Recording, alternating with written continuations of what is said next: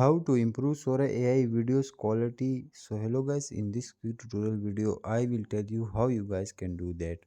So if you are facing that problem and you think your Sora AI videos quality is low, how you guys can make it more HD. So for that we will use CapCut Pro or simple CapCut. So I will simply go to Play Store. You guys can use it in iPhone as well. It was available in App Store as well. Simply search for CapCut. So I will search for CapCut. Once you search for CapCut, simply download that. After that, click on open.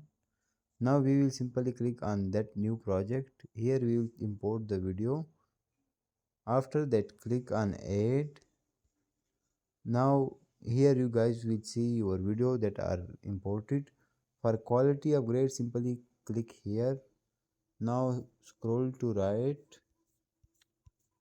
You guys will see video quality. So simply click on video quality.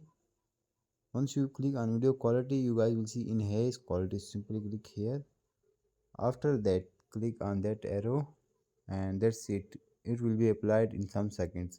And after that, your video quality will be improved. So that's how you guys can do that. Thanks for watching.